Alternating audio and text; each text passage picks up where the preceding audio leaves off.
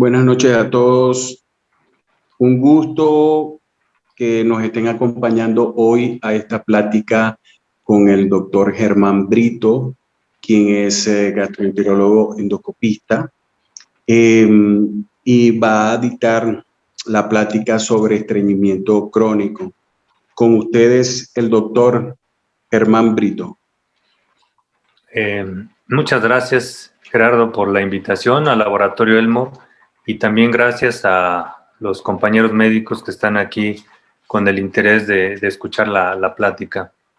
Esta noche vamos a revisar un tema que es muy común en la consulta del médico de primer contacto, igualmente es frecuente en la consulta de especialidad, y el tema se trata precisamente de estreñimiento crónico. Y vamos a ver los aspectos clínicos principalmente y valorar a estos pacientes. Realmente es una metodología que se necesita llevar en un orden adecuado para poder llegar al diagnóstico, ya que, como veremos más adelante, hay diferentes formas de estreñimiento crónico. Así pues, el estreñimiento se divide en agudo y se divide en estreñimiento crónico. El estreñimiento crónico, a su vez, es secundario. Vamos a ver que es secundario a diferentes situaciones desde el punto de vista de medicamentos, de trastornos del metabolismo, trastornos anorrectales, psiquiátricos, neurológicos y otras causas misceláneas.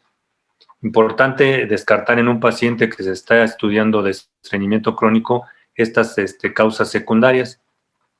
Si el paciente no le hemos podido detectar alguna causa de tipo secundario, bueno, vamos a iniciar el estudio de un paciente con estreñimiento primario o crónico funcional. Y de esto, pues, tenemos tres tipos principales en este tipo de estreñimiento crónico primario o funcional, que es un estreñimiento con tránsito normal, que es la mayor parte de los pacientes, casi el 60%, el estreñimiento de tránsito lento con un porcentaje menor, y una disfunción del piso pélvico en un porcentaje todavía mucho menor. Entonces, como veremos más adelante en el desarrollo del tema, esto lo vamos a ir analizando. El estreñimiento secundario, entonces, vamos a ver que hay las enfermedades de tipo metabólico, donde tenemos una gran cantidad de pacientes diabéticos, por ejemplo, y entre ellos también se encuentran los pacientes con hipotiroidismo, que son pacientes como ya muy crónicos con este tipo de problema de tipo de estreñimiento. Sin embargo, también tenemos pacientes con trastornos del metabolismo del calcio, también de los electrolitos, los urémicos, y también intoxicación por metales pesados y pacientes con panhipopituitarismo. De los pacientes con estreñimiento secundario también tenemos a los que consumen muchos medicamentos, y entre ellos pues, pueden ser varios pacientes que toman analgésicos, sobre todo los opiáceos. A nivel de ortopedia es muy socorrido el uso de antiinflamatorios con tramadol, y eso es una pues causa muy importante de una alta incidencia de estreñimiento en estos pacientes. Igual los anticolinérgicos, los antiespasmódicos, pacientes que toman antidepresivos, anticonvulsivos, los pacientes hipertensos, que también son un grupo importante, consumen calcioantagonistas, que son medicamentos que también se relacionan mucho con el estreñimiento. Igualmente los diuréticos, que también están asociados a este tipo de medicamentos para la hipertensión, también llegan a generar el problema de estreñimiento. También dentro del estreñimiento secundario están las enfermedades anorrectales, que estas primeras dos, la enfermedad hemorroidal y la fisura anal, por el dolor que presentan estos pacientes, pues simplemente no quieren defecar. Entonces es un estreñimiento que se relaciona mucho a evitar precisamente que estos pacientes defequen. Los divertículos pueden tener un factor de tipo diarreico o un factor de tipo estreñimiento, las proctitis por radiación también, y las neoplasias malignas, que también pueden presentar eso. Los trastornos psiquiátricos, ya sea los trastornos de la alimentación, bulimia o anorexia, los estados depresivos y la somatización también. Los problemas neurológicos, sobre todo a nivel de la columna, trastornos medulares, enfermedades degenerativas como el Parkinson, como la enfermedad cerebrovascular, y los misceláneos como las miopatías, las amiloidosis, la esclerodermia y la inmovilidad prolongada, que también es causa importante de estreñimiento en forma secundaria. El estreñimiento crónico tiene su definición y esta definición tiene que llegarse bien o cubrirse bien en el sentido de que debe reunir estas características. Tiene que haber un aumento en la consistencia de las heces, tiene que haber una disminución en las evacuaciones, aproximadamente tiene que ser menos de 3 veces por semana, 3 movimientos que le llaman así por semana. También tiene que haber una dificultad para expulsar la materia fecal y esto tiene que tener una evolución al menos para considerarse estreñimiento crónico de aproximadamente 3 meses de evolución. Así pues, el estreñimiento crónico funcional tiene una prevalencia en México que oscila desde el 2.4 hasta el 22%. Y en un estudio, un metaanálisis que se practicó aquí en pacientes mexicanos, se encontró un promedio de 14.4%. La incidencia, que es anual, pues no hay estudios aquí en México que nos reporten la incidencia. El estreñimiento crónico funcional tiene diferentes manifestaciones y entre ellas pues vamos a encontrar en orden de frecuencia esto que se encontró en 1,000 pacientes que se estudiaron con el problema del estreñimiento crónico, y en el 47% ellos presentaban pujo, las evacuaciones eran duras y esibálicas en el 27%, una frecuencia de menos de 3 movimientos a la semana en el 8%, heces escasas, duras de expulsar en el 8% y sensación de evacuación incompleta o tenesmo en el 5%. Los factores que predisponen a este tipo de problemas de estreñimiento crónico son 3 principalmente. En primer lugar, pues se ven más afectadas las mujeres, en 2 a 3 mujeres por cada hombre, y los factores que tienen las mujeres son los factores de tipo hormonal. Su pelvis es diferente a la pelvis del hombre, es diferente y por eso tienen diferentes problemas en el piso pélvico. El embarazo es muy frecuente que una paciente que tenía un tránsito normal se embaraza y después del embarazo tienen problemas de estreñimiento. Eso pasa con relativa frecuencia. Llega a haber prolapsos urogenitales que también interfieren en la expulsión de la materia fecal, y el trauma obstétrico mal reparado o reparado deficientemente puede ser el responsable. El envejecimiento es el segundo factor más frecuente y entre ellos encontramos que se nos disminuye el número de neuronas en los plexos mientéricos. Igualmente hay un incremento del colágeno que disminuye la distensibilidad y la sensibilidad a nivel del recto y del colon izquierdo. Y hay atrofia de los músculos del piso pélvico. También podemos tener neuropatías degenerativas y, como comentamos, en las causas secundarias, mayor consumo de medicamentos que nos van a provocar un estreñimiento secundario. Otro factor predisponente es el consumo de fibra. Se ha visto que el consumo de fibra tiene que ser por arriba de 10 gramos, porque si es por abajo es un factor que predispone al estreñimiento. La ingesta también de agua es otro factor predisponente. Si consumimos menos de 1 litro 800, es también un factor predisponente para el estreñimiento. Y la baja actividad física. Estos 3 factores son parte de los factores que son importantes para el manejo primario de las enfermedades del estreñimiento crónico.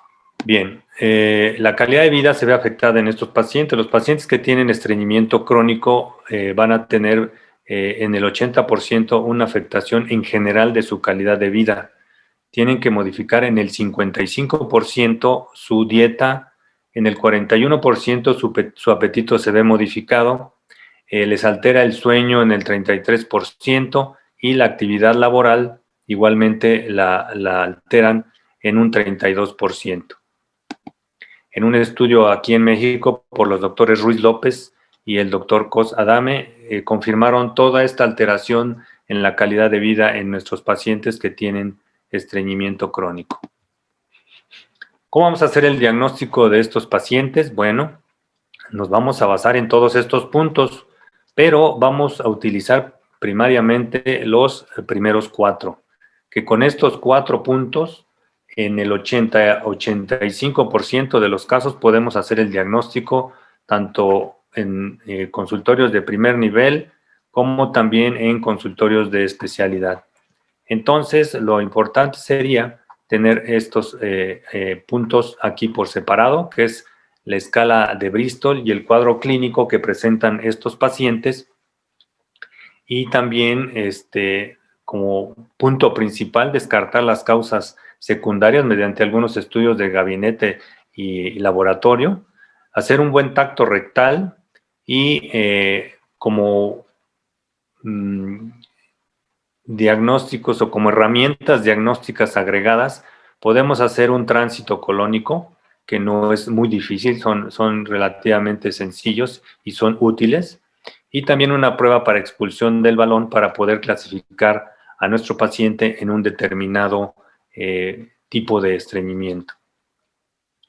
Así pues, entonces, para tener los datos clínicos tenemos que tener bien la definición de Roma, que fue el último consenso que se hizo sobre estreñimiento crónico, y nos dice que los síntomas tienen que estar presentes en los últimos 3 meses y haber iniciado los 6 meses anteriores, y esos síntomas deben de tener al menos el 25% de las características siguientes, que son la tensión o pujo, las heces gruesas o duras, la sensación de evacuación incompleta, la sensación de obstrucción a la salida.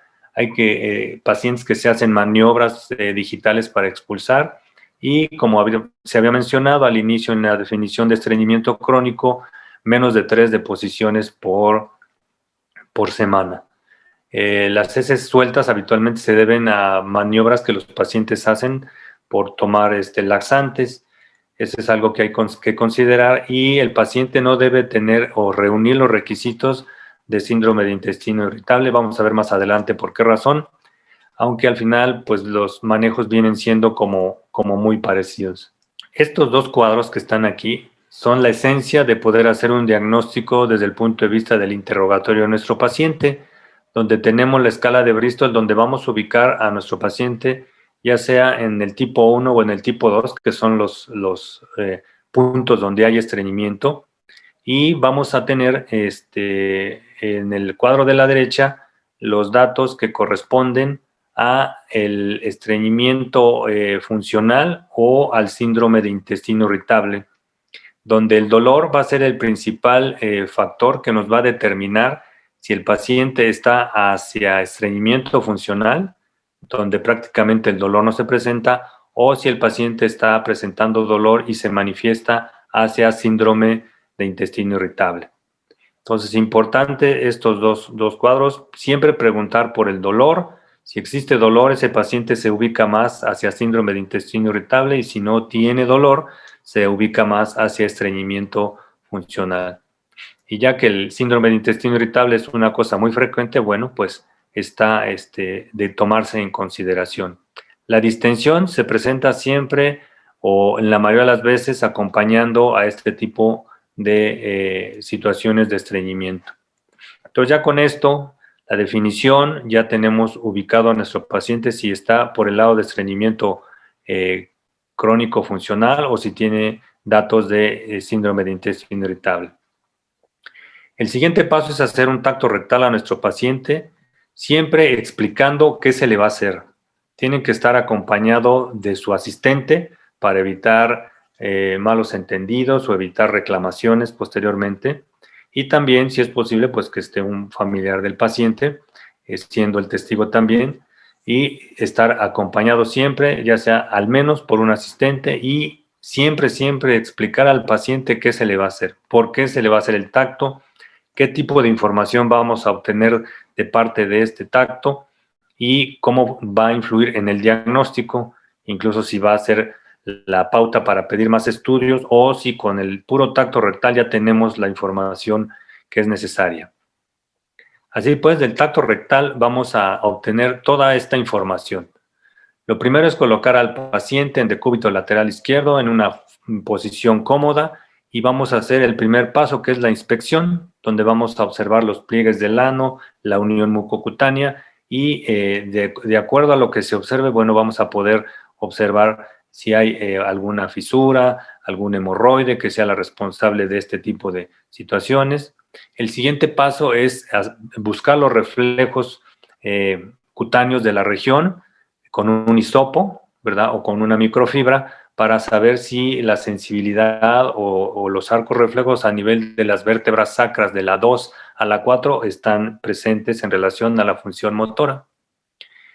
Ya habiendo hecho estos dos pasos, pasamos a hacer la introducción o la palpación de la región mediante la introducción del dedo en una forma gentil a través del ano para tocar la mucosa, los músculos, en el hombre tratar de tocar la próstata, en la mujer el cérvix y tratar de ubicar bien lo que es el canal anal, porque ahí se pueden detectar o palpar fisuras anales que pueden ser las responsables de un problema de estreñimiento.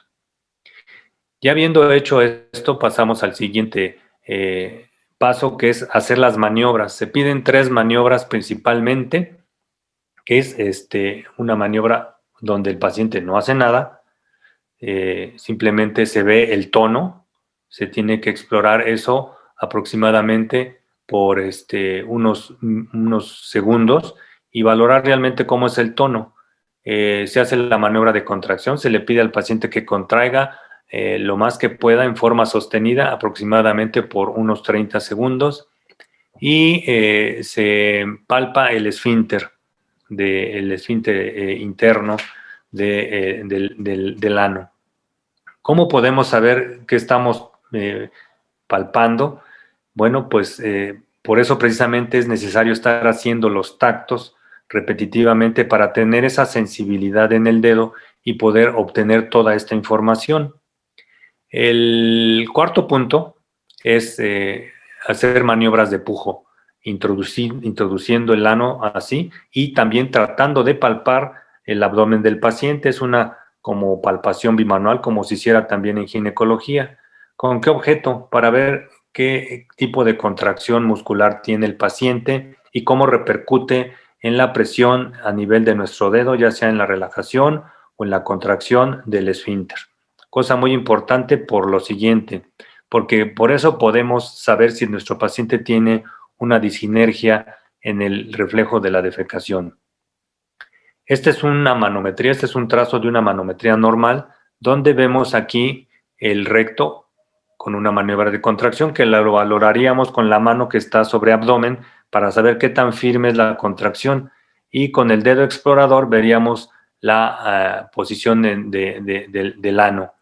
Una contracción o un reflejo normal defecatorio consiste en una contracción del recto y una relajación del ano. Manométricamente aquí se ve la contracción a nivel del recto y la relajación a nivel del esfínter anal. Esto es lo que normalmente pasa. Cuando resulta que la presión, en vez de relajarse el esfínter, aumenta la presión aquí, entonces tenemos un caso de disinergia defecatoria.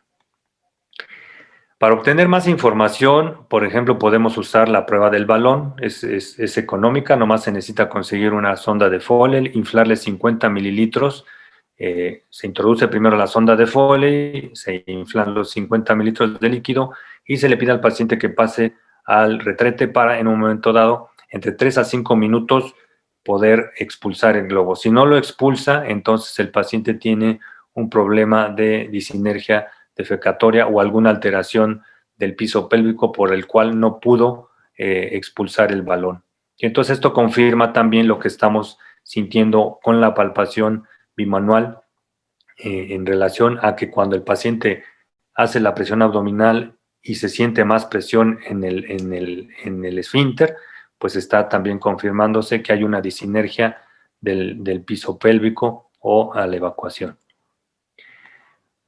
Hay otra prueba que también es de consultorio. Las cápsulas, hay distribuidores que se consiguen por internet donde pueden conseguir cápsulas que tienen marcadores radiopacos, y entonces hay dos técnicas, las técnicas de Hinton y la técnica de Metcalf.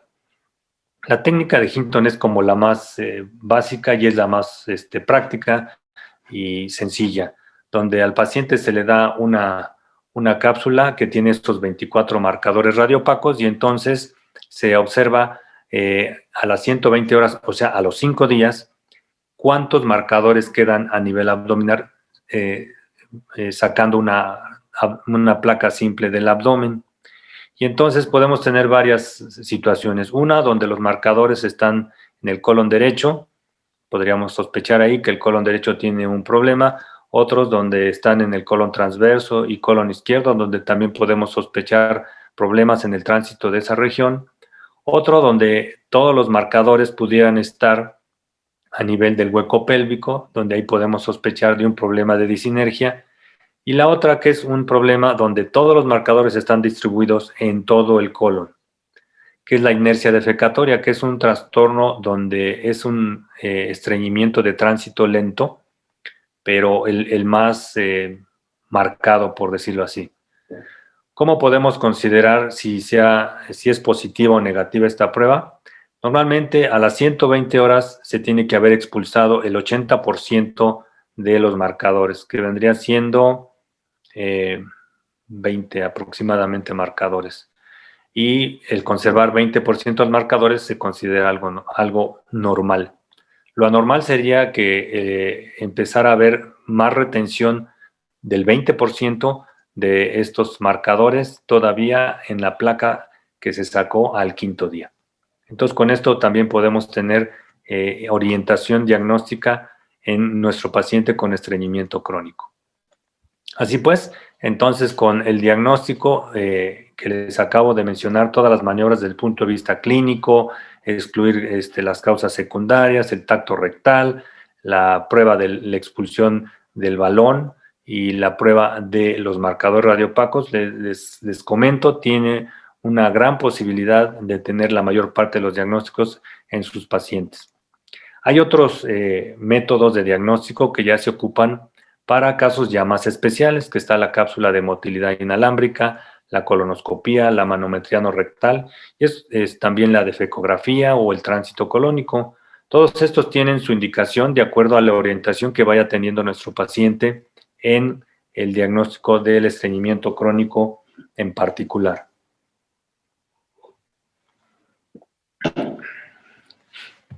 Principalmente en los criterios de Roma 4, hay trastornos funcionales anorrectales, donde hay defecación disinérgica o hay alteraciones en la propulsión de la expulsión de la materia fecal, que aquí lo vemos en el inciso 3, siendo el principal rubro donde vamos a usar estas pruebas, y también en problemas donde hay síndromes del elevador del ano.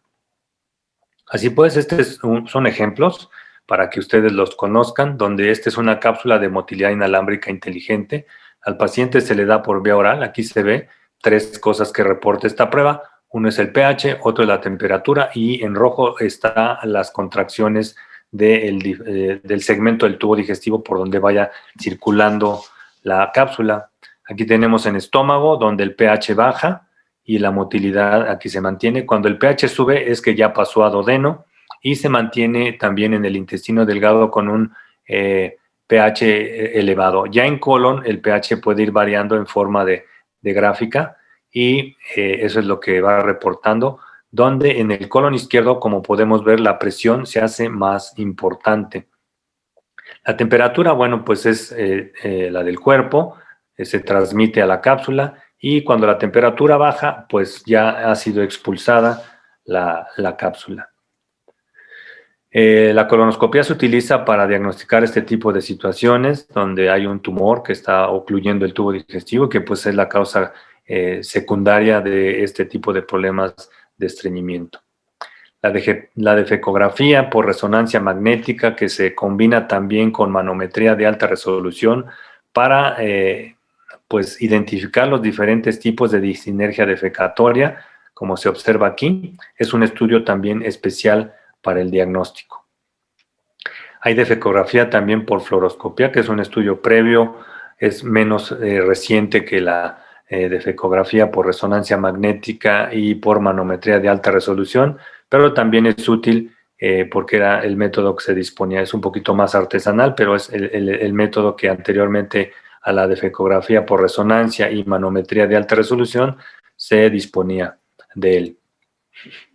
Vamos a entrar al tratamiento. El tratamiento es muy importante en estos pacientes cuando ya ubicamos por dónde es su problema. Y podemos decir si el paciente tiene un tránsito normal, cómo lo podríamos manejar, si tiene un paciente tránsito lento o si es un paciente que ya tiene un problema de disinergia defecatoria. Y así pues, el tratamiento se basa en educar al paciente. Los pacientes tienen la idea equivocada a veces que tienen que obrar 2 o 3 veces al día como algún conocido que tienen. Sin embargo, tienen que ubicar al paciente, tienen que educarlo en el sentido que el rango normal para defecación es un paciente que hace desde 2 o 3 veces al día hasta que hace 3 veces por semana. Y esto va a depender de todos los factores que pueda tener un paciente en sí y de la cantidad de fibra que coma y de la cantidad de agua que beba y del tipo de actividad o de ejercicio que realice. Entonces, la educación siempre es importante. El paciente no se debe de parecer a nadie, sino que tiene que tener su propio hábito de defecación. Así, entonces, el siguiente paso sería la fibra. Tiene que tener una ingesta de fibra soluble o no soluble de aproximadamente 10 a 15 gramos por día o más de 2 litros de agua al día, y también tendría que hacer ejercicio. ¿Para qué? Para que se active también el movimiento de su intestino, y comentar que su reflejo defecatorio tiene un horario, y el horario más frecuente es en la mañana, cuando es muy espontáneo. Muchas personas defecan en la mañana sin haber consumido ningún alimento, y otros requieren del alimento principal para tener el reflejo defecatorio más activo, donde se estimula más el reflejo gastrocólico por la llenura de estómago y que genera el reflejo hacia el colon izquierdo. Y pacientes que tienen estreñimiento, pues sí se les tiene que recomendar alguna postura durante el acto defecatorio, porque de repente el problema se dificulta por los baños que habitualmente usamos. Al estar en un baño común, habitualmente tenemos un ángulo recto anal cuando el paciente está a 90 grados que no está completamente rectificado. Si el paciente se pone en cuclillas, entonces su ángulo recto anal se rectifica y entonces permite una salida más directa de la materia fecal. Entonces, estos pictogramas que están aquí, donde se muestra cómo es la posición en ángulo recto y cómo es la posición en cuclillas, se facilita si al paciente se le recomienda que use un banquillo para levantar sus piernas y adoptar la posición de cuclillas, que es como se va a rectificar más el ángulo recto anal y puede salir la materia fecal más directamente. Entonces, todo esto es la educación que le deben de dar al paciente, las primeras recomendaciones, y este es el tratamiento de primera línea para los pacientes que tienen un estreñimiento crónico. No se pueden saltar este paso. El paciente tiene que cambiar hábitos. Si no cambia hábitos, entonces va a tener un tratamiento incompleto. El siguiente escalafón o paso de tratamiento es usar laxantes. Y aquí tenemos varios tipos de laxante. Tenemos los laxantes formadores de bolo, tenemos el plántago, la metilcelulosa, tenemos los laxantes osmóticos como la lactulosa, el polietilenglicol, tenemos los laxantes estimulantes, picosulfato, antraquinonas, docusato, aceite resinolénico. Y aquí vemos en estas gráficas el grado de recomendación y el nivel de evidencia, de tal forma que usaríamos lo que tiene mejor evidencia, que en este caso es la lactulosa y el polietilenglicol. Hay metaanálisis donde el polietilenglicol, que es el más recomendado, tiene un grado de evidencia 1 y un grado de evidencia A y un grado de recomendación 1. Es muy común que a nivel de la medicina, a nivel institucional, se recomienden mucho los xenócidos para este tipo de pacientes. Recordar que los xenócidos a veces son derivados del XEN, tienen un efecto osmótico y que la hidrólisis de ellos va a generar una producción de antraquinonas, que son estimulantes directos del músculo liso. Por lo tanto, no sería el laxante pues, de primer grado de recomendación ni que tuviera el mejor grado de evidencia, pero pues es lo que se recomienda a nivel institucional. Es la segunda línea de tratamiento. Hay que recordar que los laxantes tienen diferentes efectos secundarios, por lo tanto hay que tenerlos en cuenta para las comorbilidades que nuestro paciente pueda tener. Los formadores de bolo van a provocar distensión, flatulencia y plenitud. Entonces tienen que agregarse progresivamente y poco a poco para que el paciente pueda irse adaptando a eso. Los emoliantes pueden provocar náusea, vómito, como el docusato. La parafina puede producir neumonía por aspiración y reducción de la absorción de las vitaminas y nutrientes. Los laxantes osmóticos salinos, como los fosfatos, pueden aumentar la toxicidad de los antidepresivos que se recetan a un paciente. Pueden provocar también desequilibrio hidroelectrolítico e insuficiencia renal y insuficiencia cardíaca, predisponer al paciente. Los laxantes osmóticos no salinos son la lactulosa y el sorbitol, y esos son provocadores de flatulencia, náusea, vómito y puede haber diarrea. También tenemos entonces aquí los laxantes estimulantes como las antraquinonas, los fenócidos AB son el ejemplo, producen melanosis coli, desequilibrio electrolítico, diarrea, dolor abdominal. El bisacodilo y el picosulfato pueden provocar desequilibrio hidroelectrolítico y ardor o dolor rectal. Los aceites de ricino también pueden provocar neumonía por aspiración y desequilibrio hidroelectrolítico. Así que pues hay que tener en cuenta los resultados de los efectos secundarios de los laxantes. Como siguiente línea de tratamiento tenemos a los fármacos. Los fármacos son estos que están en verde, los que son disponibles aquí en México, que son la prulocaprida, que es un agonista serotoninérgico de los receptores 5-HT4, la linacotlide, que también lo tenemos aquí en México, que es un estimulante de la adenilciclasa, y la lubiprostona, que es un activador de los canales del cloro. Son medicamentos que se utilizan, estos dos principalmente en pacientes que tienen síndrome de intestino irritable con predominio de estreñimiento, y la prulocaprida, bueno, es un medicamento que se puede utilizar en ambos casos, ya sea para estreñimiento crónico funcional o para pacientes con síndrome de intestino irritable con predominio del estreñimiento. Esto es en sí la tercera línea de tratamiento. Últimamente ha habido un crecimiento muy importante en los probióticos, y vamos a mencionar algo sobre ellos, ya que el laboratorio Elmore tiene unos probióticos que son de utilidad para el manejo del estreñimiento crónico. Así que el paciente que se le administra algún probiótico, podemos obtener ciertas ventajas, como son una estimulación del tránsito a nivel del intestino, estimulan también el tránsito a nivel colónico y aumentan la frecuencia de las evacuaciones. Por lo tanto, vemos que hay la microbiota, la fermentación y la motilidad intestinal. Hay una relación importante con la microbiota del paciente. Así pues, vemos que la microbiota de los pacientes tiene un factor importante conforme vamos teniendo más edad.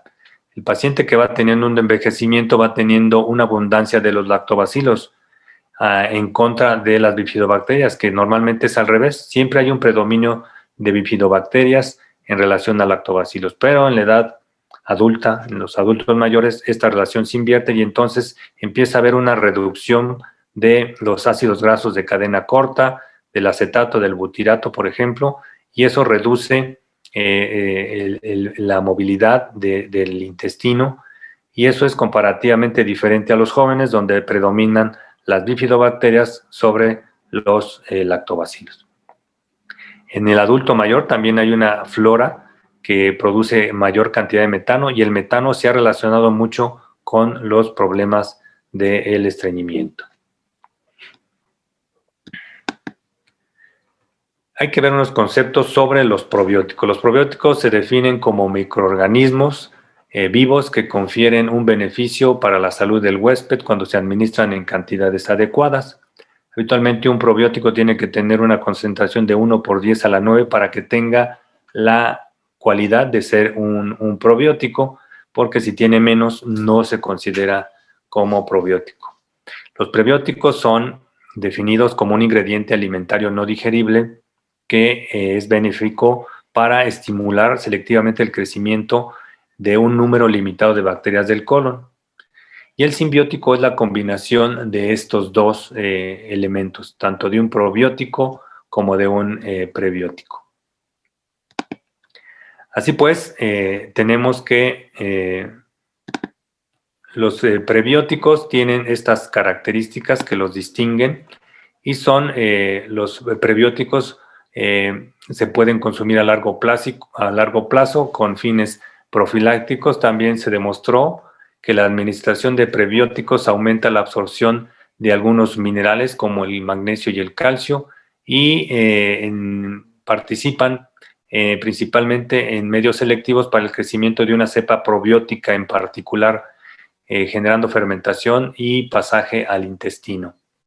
Los simbióticos son la unión de un probiótico y un prebiótico y tienen un efecto sinérgico. Reducen los metabolitos indeseables como las nitrosaminas y las sustancias cancerígenas con un aumento significativo de los ácidos grasos de cadena corta, que son los protectores para el colon, y también se ha visto que tienen una prevención para el estreñimiento. ¿Los probióticos podrían tener un potencial terapéutico en el tratamiento del estreñimiento? Pues sí, es lo que estamos en un momento dado detectando, porque los mecanismos potenciales de las acciones de los probióticos para beneficiar el estreñimiento son así. Al administrar un probiótico se va a producir lactato y un aumento de la producción de ácidos grasos de cadena corta, lo que va a disminuir el pH, y esa disminución del pH nos va a generar un aumento en el tránsito intestinal, es decir, reduce el tiempo de tránsito, con lo cual va a generarse un aumento en la frecuencia de las evacuaciones. En el Consenso Mexicano de Estreñimiento que se realizó en el año 2018, se hace referencia a cepas de probióticos que tienen una influencia positiva en el manejo del estreñimiento crónico. Y esas cepas son precisamente esta que encontramos aquí, el Bifidobacterium lactis de la cepa HN019, el cual disminuye el tiempo del tránsito colónico en un promedio a 12.4 horas después de su administración. Este Bifidobacterium lactis viene adicionado con un prebiótico, lo que lo convierte en un simbiótico. El Bifidobacterium lactis con el prebiótico, hay estudios que ya están confirmados en humanos sobre la modulación favorable de la microbiota, que eso lo producen en general todos los probióticos, son efectos de clase. Y hay beneficios también en el sistema inmune. Todos los probióticos en general producen un aumento de las inmunoglobulinas A, que son las inmunoglobulinas de las mucosas de contacto. Pero en particular, este Bifidobacterium lactis de la cepa HN019 disminuye el tiempo de tránsito, con lo cual aumenta también la frecuencia de la defecación. Pero también en estos estudios que se han hecho han disminuido los síntomas funcionales del tubo digestivo. Ya lo veremos más adelante cómo funciona en esto. Se han hecho estudios también en pacientes con constipación funcional, con estreñimiento crónico funcional, y en adultos mayores se ha visto cómo responde o cómo se le mejora la microbiota en ellos. Así pues, en la modulación de la microbiota intestinal hay 2 estudios de intervención en la dieta de estos pacientes, y aquí observamos cómo la concentración de bifidobacterias y lactobacilos, conforme fueron aumentando los días de la administración del probiótico, fueron mejorando hasta en un promedio de 28%. La modulación beneficiosa para el sistema inmune, que como les comento es un efecto de clase de los probióticos en general. Aquí se ve que conforme van avanzando las semanas de administración, los leucocitos polimorfonucleares aumentan, los monocitos, fagocitos aumentan, y las natural células killer también van aumentando a favor de la administración del Bifidobacterium lactis de la cepa HN019. También es este estudio relacionado con el tiempo de tránsito intestinal, y aquí observamos que el tiempo de tránsito intestinal se disminuyó, con lo cual la frecuencia de las evacuaciones aumentó, y se redujeron la frecuencia de los síntomas funcionales en estos pacientes adultos. Aquí se observan cuáles son los síntomas funcionales a nivel de tubo digestivo superior y a nivel de tubo digestivo inferior, donde encontramos el estreñimiento, movimientos intestinales irregulares y flatulencias. El otro estudio es precisamente el que se aplicó para pacientes para mejorar el tránsito en estreñimiento funcional. Aquí tenemos el resultado. El tiempo de tránsito intestinal se acortó, con lo cual la frecuencia de las evacuaciones se modificó a favor, y el otro, en conclusión, el Bifidobacterium lactis mejora la frecuencia de las deposiciones, lo que es un objetivo en este tipo de pacientes que tienen estreñimiento crónico funcional. Este es el otro estudio donde para pacientes ya de edad, los cuales se busca mejorar, como comentamos al principio, aumentar la cantidad de Bifidobacterium en relación a los lactobacilos. Y este estudio nos dio, con estas diferentes dosis de el Bifidobacterium lactis, dio como resultado una mejoría en las cuentas de Bifidobacterium lactis. Además, se redujo el recuento de enterobacterias y se incrementaron los enterococos y los lactobacilos.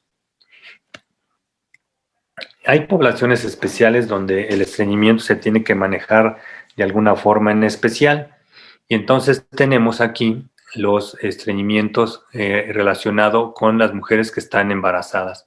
Habitualmente es dieta, como siempre, ejercicio, y se les pueden dar laxantes en formadores de masa o supositorios. Están contraindicados los laxantes estimulantes porque pueden provocar contracciones uterinas y también estimular el intestino fetal y generar en algunos casos también malformaciones.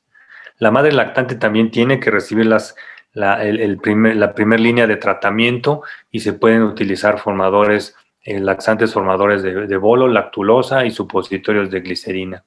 El sulfato de magnesio se acepta su uso en mujeres lactantes, pero deben de evitarse los antraquinónicos porque se eliminan por la leche y producen diarrea en el niño.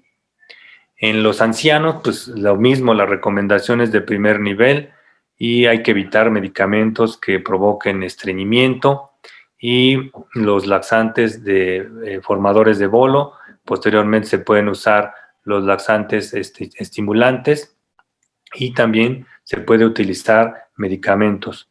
Todos incluidos los otros casos, se ven mejorados también por la administración o por la adición de Bifidobacterium lactis de la cepa HN019 que se reportó en estos estudios en estos pacientes.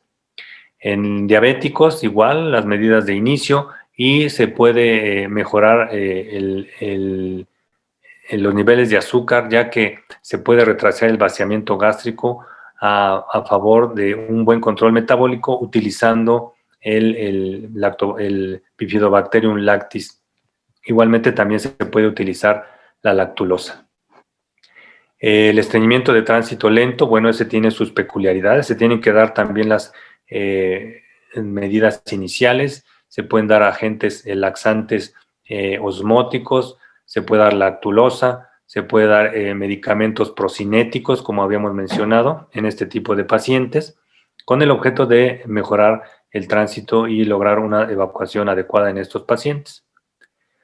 La obstrucción al tracto de salida es una situación que se tiene que manejar de una forma diferente, ya que el objetivo de estos es reeducar el tránsito, el reflejo defecatorio, mediante una terapia de biorretroalimentación, y que también puede ser apoyado por el uso del Bifidobacterium lactis, no precisamente para mejorar la biorretroalimentación, sino para mejorar algunos factores que pueden ayudar a favorecer la evacuación. Este es el aparato donde se hace la biorretroalimentación en pacientes con discinergia defecatoria. Se les reentrena el reflejo defecatorio, se les enseña a mejorar la contracción abdominal para que puedan tener una relajación adecuada del esfínter y lograr así la defecación. Así pues, el efecto beneficioso del consumo diario de Bifidobacterium lactis es como un aditivo a todas las recomendaciones y todas las primeras, segundas y terceras líneas de tratamiento en estos pacientes que tienen un estreñimiento crónico. Para finalizar, les muestro una gráfica, una tabla que está precisamente en el consenso de estreñimiento de la Asociación Mexicana de Gastroenterología, que se realizó en el 2018, donde viene la calidad de la evidencia y la fuerza de la recomendación, y aquí se ven todos los medicamentos y los laxantes, procinéticos, probióticos que se pueden utilizar, las medidas higiénico-dietéticas, todo lo que está aceptado para el manejo del estreñimiento crónico lo tienen en este cuadro. Pues muchas gracias por su atención, y si hay alguna pregunta, pues con mucho gusto la podemos contestar. Buenas noches. Muchas gracias, doctor Brito, por la excelente plática que nos acaba de brindar. Están invitados a hacer preguntas. Cualquier duda que tengan, pues el doctor Brito está dispuesto a contestarlas. Pueden hacerlo a través del chat también. Doctor Brito, Sí. la doctora Juana le dice que excelente ponencia. Muchas gracias, doctora Juanita. La doctora Vega, que muchas gracias. Todo muy claro, doctor. Sí, muchas Gracias por la invitación. Sí, gracias, doctora Vega. A sus órdenes. ¿Sí? Germán. ¿Sí? Buenas noches, ¿cómo estás? Bien, buenas noches. Estuvo bien tu plática, excelente ponencia. Yo creo que quedó todo muy claro, por eso no hay preguntas. Y siempre es un placer escucharte en tus pláticas. Y te agradezco principalmente el que nos des este tipo de pláticas con todo esto de la pandemia. Y realmente fue muy clara tu ponencia. Gracias, Juanita. Gracias. Gracias por el comentario. La doctora Ivonne Romero Solís dice muchas gracias, excelente ponencia. Gracias, doctora Ivonne. Agradecer a todos su atención, y ojalá que pues sea de utilidad toda la información. El doctor Dionisio Notario le pregunta, primero le da las gracias por la excelente ponencia, doctor Germán. Gracias. Y pregunta que si existe un tiempo máximo para el uso de probióticos. Bueno, para el uso de probióticos se pueden utilizar por tiempo indefinido. Realmente el cambio de hábito del paciente va a determinar si se utiliza más o menos tiempo, y también el grado de defecto que presente este paciente en particular. En pacientes que tienen causas secundarias, lo principal es corregir la causa secundaria, es decir, un control metabólico de la diabetes, o calcular bien la dosis del hipotiroidismo, de la levotiroxina que se le da a este paciente, y en fin, corregir alteraciones de los electrolitos, de los minerales. Pacientes que tienen pues tendencia a inmovilizarse, pues hacerlos mover. Lo principal de esto es buscar la causa que está generando el estreñimiento y ayudarse de todo lo posible. Realmente luego hay casos muy difíciles donde estamos con medidas de tratamiento de primera línea, estamos usando laxantes, estamos usando procinéticos, estamos usando probiótico, y todo se usa, y son pacientes que luego realmente son difíciles, pero en conjunto pues se puede utilizar por tiempo indefinido toda la medicación con tal de obtener al paciente la mejoría de su sintomatología. Hay un problema que se llama inercia colónica, que es el grado más profundo de defecto en la motilidad del colon, donde los pacientes pasan 8, 10, hasta 2 semanas sin defecar. Y este grupo de pacientes inicialmente se tiene que manejar con laxantes con polietilenglicol, con Procinet, con moduladores del tránsito, con probióticos, con todo. Y en un momento dado, cuando ya se va viendo, de acuerdo a los estudios especiales que comentamos, si son candidatos a un manejo especial. Por ejemplo, actualmente se están haciendo estimuladores de tipo vibratorio en estudios de experimentación, cápsulas que generan una vibración a nivel del colon con objeto de estimular la motilidad en estos pacientes que tienen un estreñimiento muy profundo. Pacientes que no responden, bueno, pues sí pueden ser candidatos bien escogidos, claro, para un tratamiento quirúrgico. Respondiendo específicamente a la pregunta, sí, el tratamiento puede ser por mucho tiempo, por tiempo indefinido, de acuerdo a la respuesta que vaya teniendo nuestro paciente. Muchas gracias, doctor Germán. Aquí hay otra pregunta, la doctora Karen Minet Palma Luna. Ella pregunta, ¿en cuántas semanas se espera la mejoría utilizando probióticos? Bueno, el efecto del probiótico es dentro de la primera semana, porque recordar que la microbiota se va poblando poco a poco, no es que con la primera dosis se tenga ya corregido el problema de la disbiosis que pudiera tener este paciente. Entonces sí, esperar la primera semana, segunda semana, para obtener la respuesta. No es porque luego el paciente siempre tiene cierta ansiedad y quiere obtener un efecto pues rápido, ¿no? Pero sí, en las primeras 2 semanas se esperaría la respuesta al probiótico. Como aclaración, habría que recordar que el probiótico por sí solo no va a hacer todo el trabajo, es todo en conjunto, ¿no? Porque sería un tratamiento muy exitoso, por decirlo así, pacientes que tienen diferentes tipos de estreñimiento, poder solucionar su problema con la dosis con el tratamiento del probiótico. Habitualmente es como en conjunto todo el tratamiento que se agrega a un paciente determinado con ciertas características de acuerdo a lo que vimos de la clasificación del tipo de estreñimiento que presenta en particular.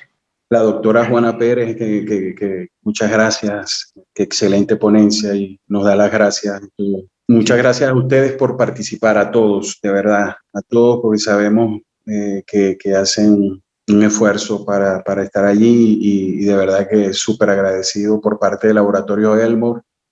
Y gracias al doctor Germán Brito también por darnos su valioso apoyo y conocimiento y de verdad que sin palabras. Pues muchas gracias por la invitación también. Pues agradecer al Laboratorio Elmore, a usted Gerardo, a todos los médicos que pues, tuvieron el tiempo y la atención de estar presentes en la plática y pues que ojalá todos los conceptos vertidos en la presentación les sean de utilidad para su práctica clínica y recordar que pues todo en la medicina tiene un método, tiene es medicina basada en evidencia, nadie tiene su método individual, tenemos que basarnos a las guías y a los consensos que van saliendo para poder dar una buena atención a nuestro paciente que presenta algún tipo de patología en especial. Muchas gracias, doctor Germán, a usted No, gracias a ustedes. y a todos.